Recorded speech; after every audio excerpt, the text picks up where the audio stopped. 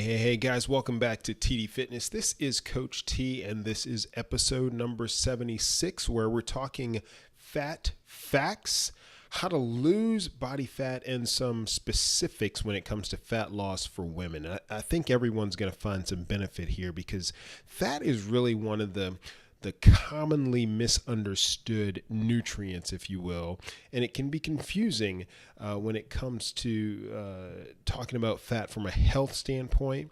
And really, I want to go over some of the lesser known facts about fat as well. So I'll give you some facts to start with, then we'll talk about body fat in particular and how to lose that body fat. And I'm going to wrap it up with some special considerations for women because there are some unique differences and some unique considerations that we have to think about when it comes to fat loss for women. So let's dive right in.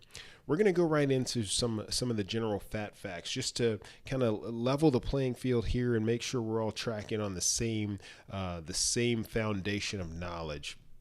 So fats are one of the three major nutrients. You think about proteins, you think about carbs. Well, fats are in that discussion as well. And let's remember that fats and proteins and carbs, really everything we eat, is there to serve as from a nutritional standpoint and from an energy standpoint. It's not just about satisfying your appetite, okay? So fats are important. And when it comes to fats, typically we think about them in three different categories. You have saturated fats, which the easiest way to think about these saturated fats is that they tend to be solid at room temperature. So really, when I think of saturated fats, I think about the things that can actually clog your arteries, okay? Saturated fats are found in animal proteins, dairy, some packaged food products, and a diet high in saturated fat could put you at risk for heart disease. So it's saturated fats, you really want to watch your intake of those. Then you have unsaturated fats, and these are more liquid at room temperature. These include some of the healthier fats, some of those omega-3 and omega-6 fatty acids, those types of fats that are found in cold water fish, some beans and oils like corn oil, canola oil, olive oil. It's found in peanuts. Some other foods that can contain unsaturated fats include avocados, chia seeds, almonds, one of my favorite snacks. And then you have the trans fats. And these are particularly dangerous because they're not natural, for one. So trans fats are man-made. And the way you make a trans fat is by taking an unsaturated fat, which again naturally is more healthy, but then you add hydrogen to it. You hydrogenate it so that it turns into a solid. Now you may be wondering, why would anyone want to do this? Well, it's part of a manufacturing process that is used to increase the shelf life of certain food products. And you can see how this could be beneficial to food producers, because packaged foods, which are typically high in trans fats, can remain on the shelves longer, so they don't have to sell as quick. So from a monetary standpoint, again, you can see how that could be beneficial. Now, I will say that there have recently been moves over the last few years to reduce the amount of trans fats found in many foods. So hopefully you're not seeing as much of that, but just be aware that trans fats are the most dangerous. They have been linked to heart disease and elevated levels of LDL, or the bad cholesterol, if you will. So you have saturated fats, you have unsaturated fats, and you have trans fats, with trans fats being the least healthy. You want to limit your intake, if you can, of the saturated fats, and those unsaturated fats are a little more healthy for you. Now, I mentioned that all of the nutrients that we consume are used by the body for energy. Fat happens to be the most energy dense food. And what I mean by that is that fats contain the most calories per gram compared to proteins and carbohydrates. So fats provide 9 calories of energy per gram, while proteins and carbohydrates actually each provide 4 calories per gram. It's also important to understand how our body metabolizes fat and really where fat falls on the spectrum of the type of energy, or the type of the nutrient that our bodies are going to burn for energy. So what I mean by that is that there is a sliding scale from, if you think about me recording this episode right now, I'm not exerting a lot of energy, right? It's not like I'm running a marathon or a sprint. I'm really just standing here and recording myself talk. So I'm not burning very many calories, relatively speaking. And when you're at rest and when you're conducting very low intensity exercise, fat actually makes up the majority of the energy source for your body. So fat provides approximately 70% of the energy for bodily functions when you're at rest and during low intensity physical activity. Now, as you progress through that intensity spectrum, as you get more intense with your exercise, you start to run faster, you start to exert more energy, or you near your maximum heart rate, like you're really putting out your all-out effort, then fat is not really being burned in that sense at all, or at that state, because now your body is resorting to other sources of energy, namely in the form of carbohydrates and those more readily accessible nutrients that your body has stored. And the reason is because fat requires oxygen in order to burn. So when you've heard about the fat burning zone. The fat burning zone is real, but it's often confused. So again, burning fat requires oxygen, and oxygen is readily available when I'm standing here not exerting a lot of effort, and when you're exercising in a very low intensity, or you're not exercising at all. But as the intensity of exercise increases, again, that demand for energy is going to be greater, and the body requires energy quicker than it can use oxygen to burn the fat. So when you think about the fat burning zone, here's what I want you to remember. The percentage of what you're burning in the fat burning zone is going to be greater when it comes to fat. So you're burning a greater percentage of fat in the fat burning zone. But your overall calorie burn, my overall calorie burn right now while I'm not exercising intensely, is going to be much lower than it would be if I was exercising intensely. Okay, I actually wrote a blog post about this a few years back. It's called Fat Burning Made Simple. I'll be sure to link to that in the show notes. But in other words, what I'm trying to say is working at an intensity where fat is the primary source of fuel is not going to burn that many calories, that many total calories. So I'll talk a little bit later about the importance of high intensity interval training, particularly when it comes to women, to females, because that's going to be particularly important as you look to burn some fat calories. So the takeaway from this first section, if you will, here, these fat facts, is that fat is one of the 3 main nutrients, and it's an important part of a healthy diet. And I don't want you to think of fat as something that is necessarily bad or something that you should avoid. I mean, that's really kind of the 1980s thinking mindset, right? But rather, I want you to think about it as an important source of energy for the body. And in moderation, unsaturated fats, even saturated fats, it's okay. All right. So just don't dwell on the low fat mantra that you may have heard in the past. Appreciate the role that fat plays in supporting, your bodily functions and the energy that it provides.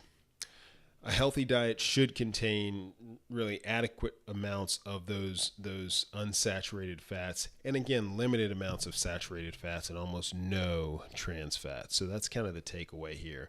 Now, one other thing I want to mention before moving on is that Stress can increase body fat.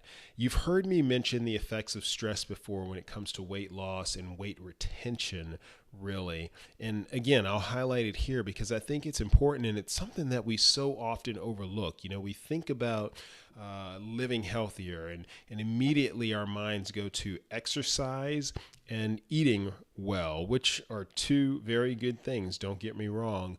But stress plays such an important role, and I think it's becoming even more prevalent and more important in today's world because there are so many smaller stresses that tend to add up just from simple things like, your phone being with you all the time and never really being off of work, always being connected. That in itself creates certain stressors and tends to elevate our level of stress cumulatively over a period of time. So when you have continued and elevated levels of stress, really those sympathetic hormones of cortisol and norepinephrine, they can cause us to retain fat.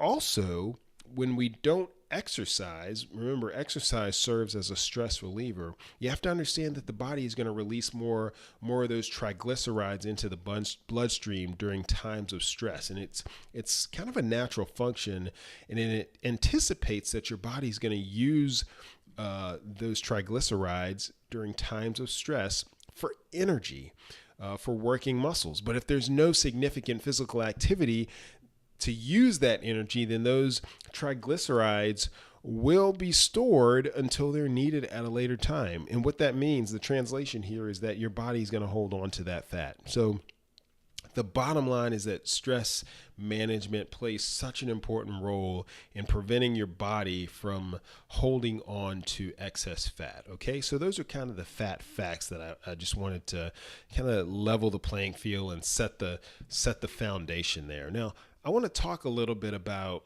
body fat. Okay, so you have the types of fat that you can actually consume, but where and how we store fat in and on our bodies is also very important. It's important to understand that all fat is not created equal regarding where it's stored on the body. So really there are two types of fat to consider here. The first is called subcutaneous fat, and that's really the fat in between your skin and your muscles. It's the kind of the squishy fat that has some actually positive benefits. I mean, it serves to keep you warm. It serves as a cushion in some areas, can protect against, kind of blunt force or shock. And it stores extra calories, which, really doesn't sound that good, but extra calories you need sometimes, again, for energy.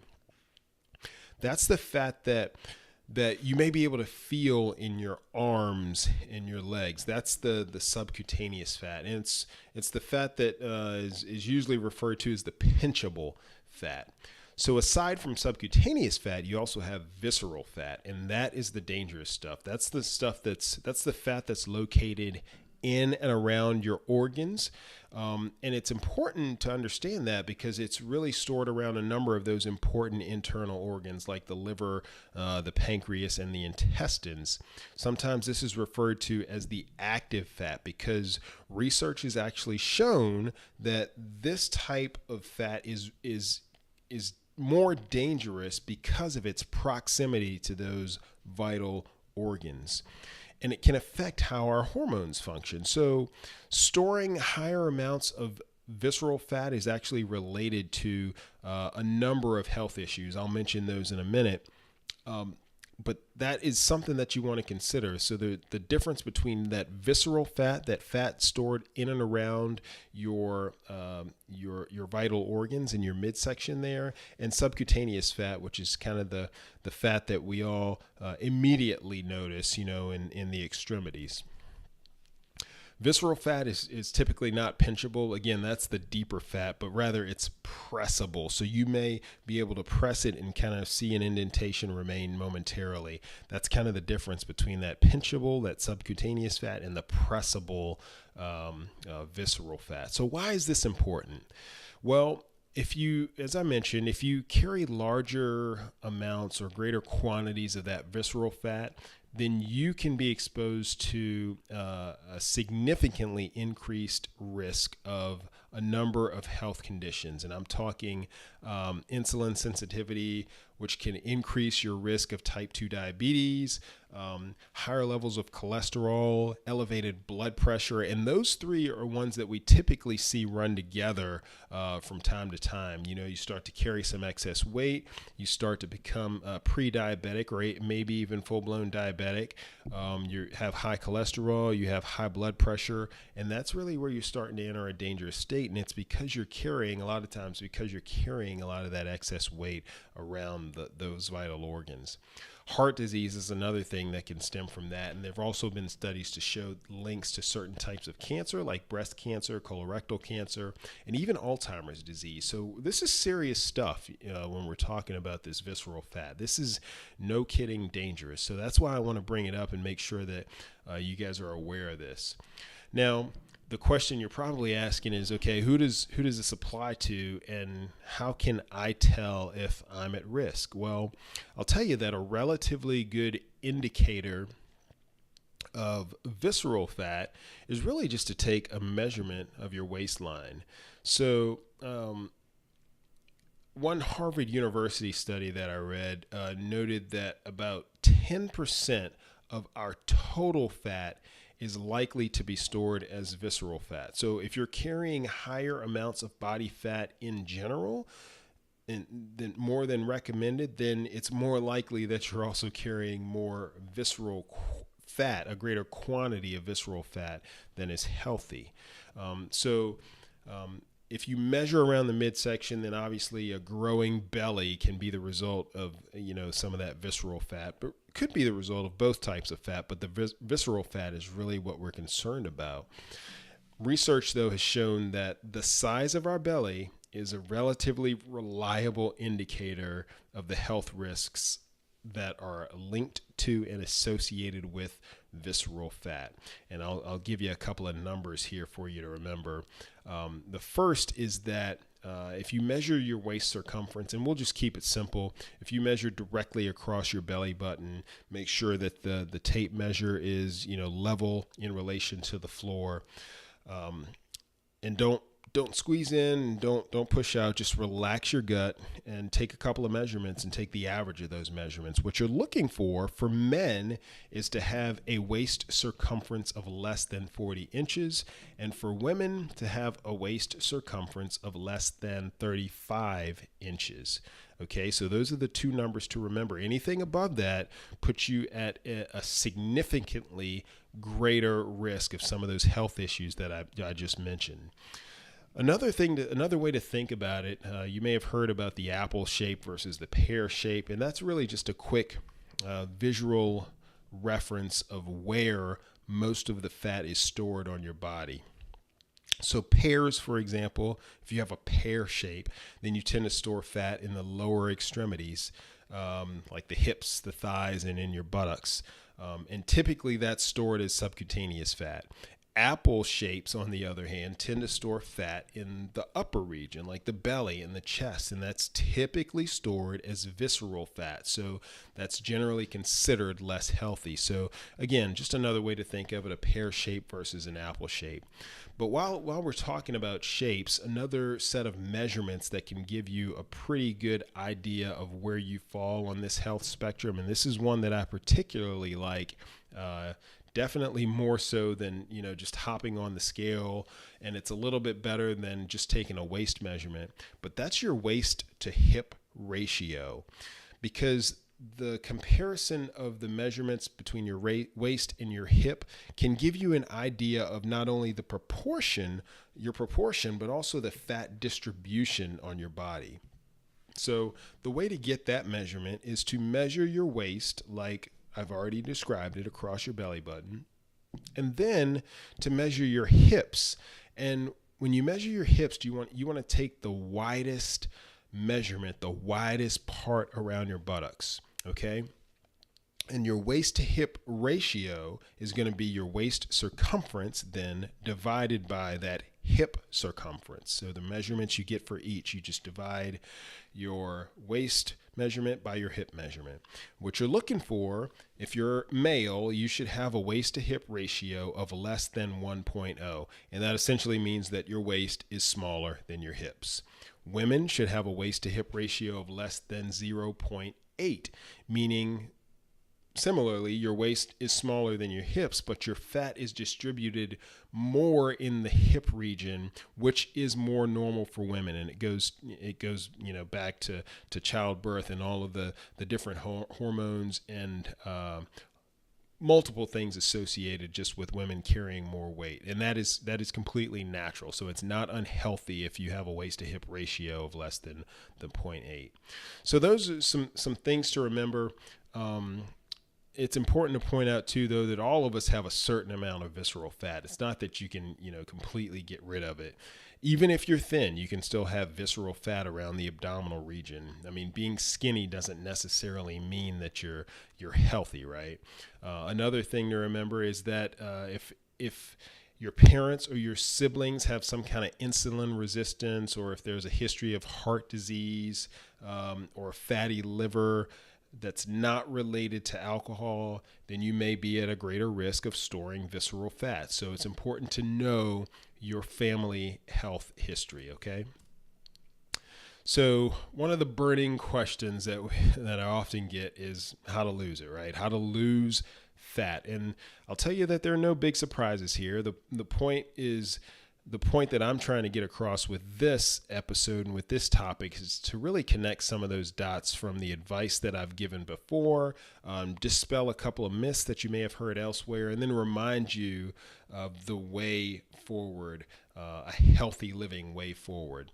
So when it comes to myths, fat does not turn into muscle, all right? And muscle does not turn into fat for that matter. Those are two different things. You can lose fat, you can gain fat. You can lose muscle and gain muscle. Okay, so a lot of times I'll get a goal from folks that I work with saying, well, I want to tone my muscles. And, that means different things to different people. But typically what that means is I want to lose some fat and gain a little bit of muscle so that I can see some definition. Okay, fat and muscle, two different things. One does not turn into the other and vice versa. Also, another myth, and this is a little bit of bad news, you can't spot reduce, meaning you cannot target a region of your body where you want to lose weight. Actually, you can try to target it, but that doesn't mean that you're going to lose weight there. It doesn't matter how many sit-ups or crunches you do. That doesn't mean you're going to lose fat in your midsection, okay? The good news, however, is that, we talked about that visceral fat. Well, because of its proximity to the liver, visceral fat is actually easier to burn. And it's because of the liver's role in metabolism and the way our body is going to handle those nutrients that we consume. Subcutaneous fat, that's the fat that likes to stick around. So that's the stuff in the extremities, and that may stick around a little bit longer, but it's not impossible to lose it. The good thing, though, again, is that the visceral fat, which is the dangerous stuff, is usually going to be burned quicker and a little bit easier.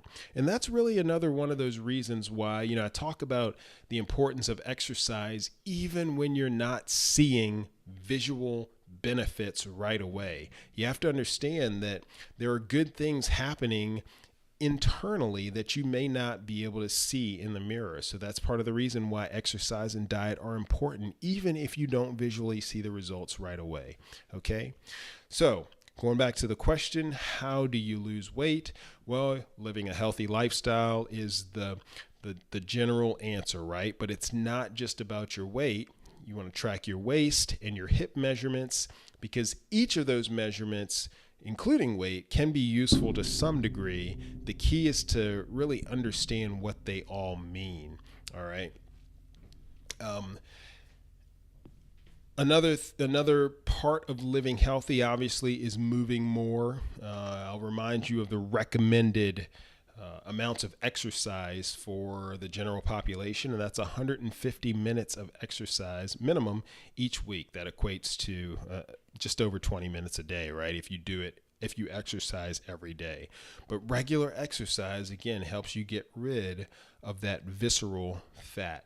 Also, you want to eat well. And the big gotchas here are those added sugars, excess alcohol, and too many of the simple carbs that can easily be stored as simple fat. And then going back to the rest, you want to get rest because a lack of sleep and added stress both serve to retain body fat. So those are some things to remember. Now, I'll move into the final bit here, and that is the topic of women and fat loss, because there are some unique considerations for women when it comes to fat loss. Some general differences in men and women. So women rely more on fat for fuel during exercise, when compared to men, and that's because they have a greater amount of the type 1 or slow twitch muscle fibers, okay? And women burn far less fat during rest than men do. And that's because women just have less lean muscle mass than males do.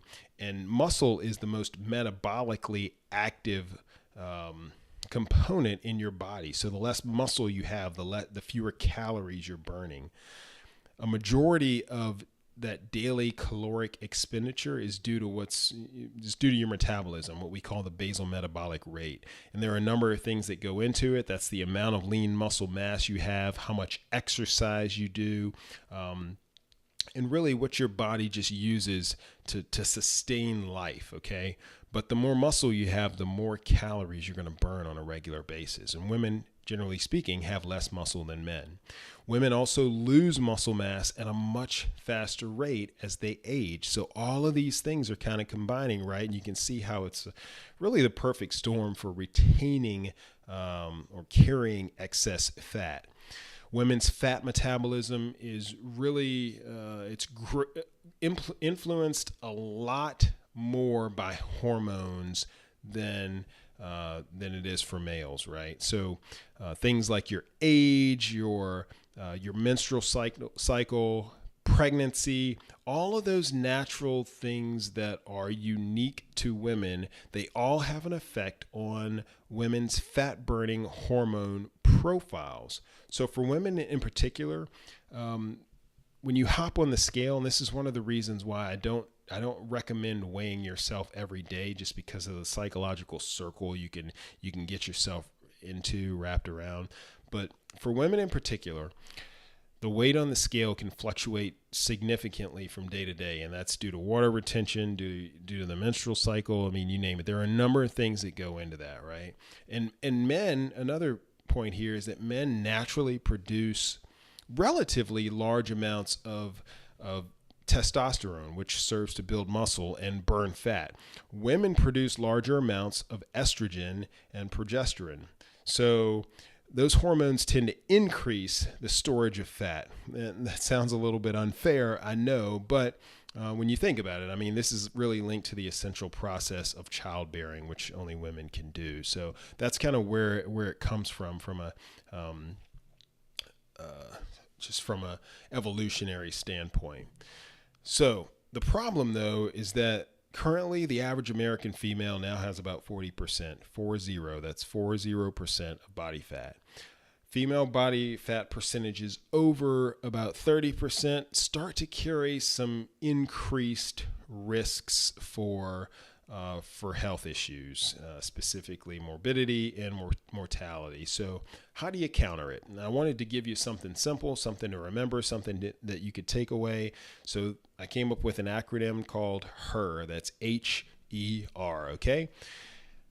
HER stands for HIIT, which is high intensity interval training, eating, and resistance training. So a couple of things to remember with each of these when it comes to HIIT. This is really high intensity interval training is where you focus on elevating your heart rate, and there are short rests in there so that you can maintain exercise over a little bit longer period of time. But really the key is to getting your heart rate elevated.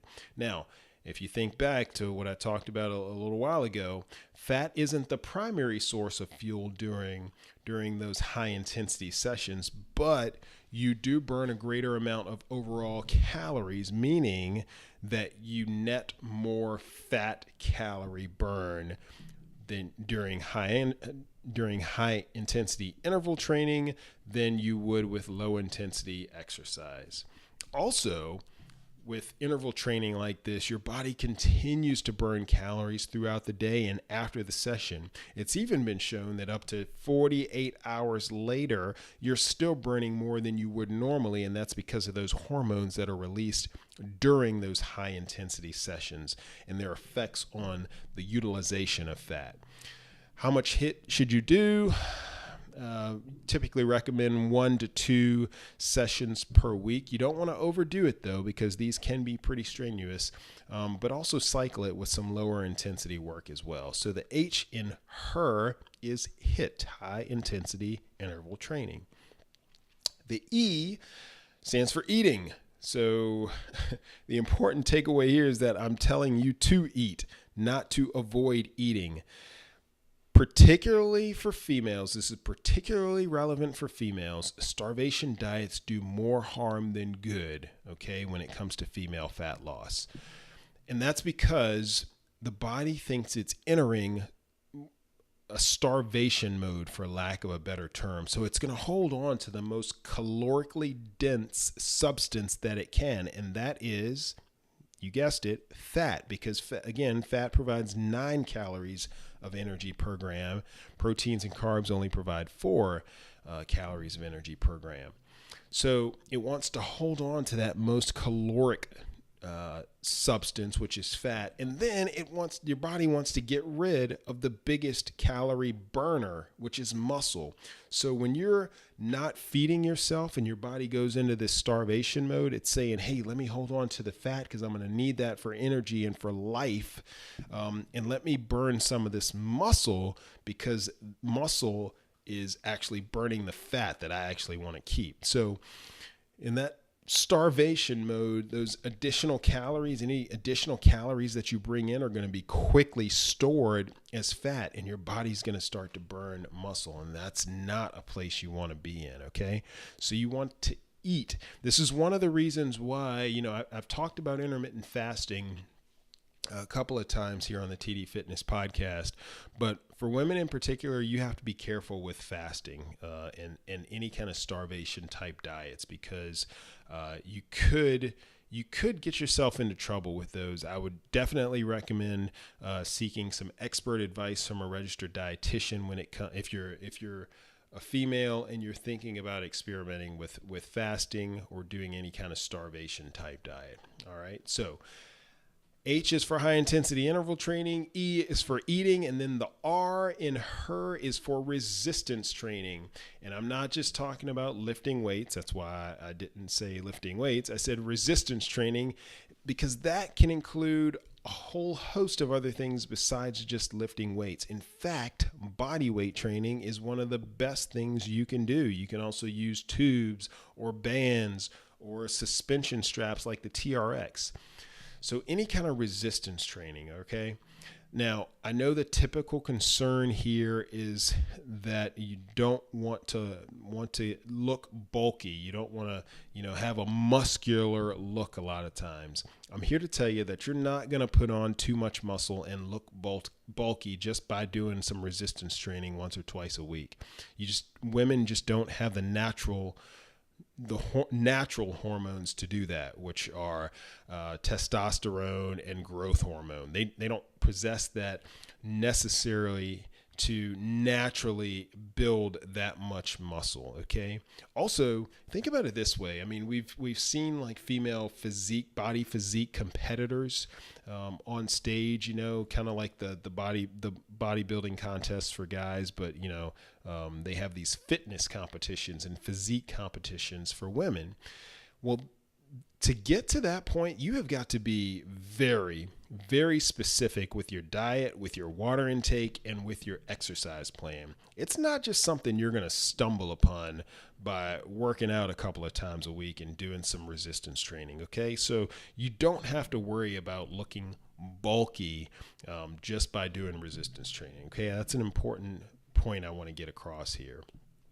But what resistance training will do for you, and this is a benefit, is it's going to increase your lean muscle mass. Again, not going to make you look bulky, but it could contribute to that toning that we talked about, right? And it directly serves to counter the loss of muscle mass and the less mass that women already have as they age, as I mentioned before. So resistance training, good thing. When you do resistance training, you want to remember to work some of the larger muscle groups if you can. It's common to try to tone those arms or legs, but think about it this way. When you're working your chest or your back or your glutes or your quads, which are the larger muscles in your body, you're actually getting exercise, you're getting movement for those extremities like your arms and legs as well, because any pushing movement is going to be a tricep exercise. Any pulling movement is going to engage the biceps. So you're working those arms as well, but you're burning more calories because it requires more effort, and it requires more effort to work those larger muscle groups. The same thing goes with the legs. Like I said, squats are great. Kettlebell swings are great. How much do you want to do? Typically, you shoot for 8 to 12 reps, a couple of sessions per week, 8 to 12 reps per exercise, and do that a couple of times a week, and you should be good. So focus on strength. Don't forget to give yourself rest between those sets and between those days of exercise. And that's it for the acronym HER, H-E-R, which is HIT, eating and resistance training. It's going to be key for fat loss if you're a female. Now, I think we're at about 36 minutes, so I'm going to wrap it up here. I've kept you long enough. Just a reminder, though, that the show notes for this episode can be found at tdfitness.net/076. As always, thank you guys so much for tuning in. I want you to have a blessed one.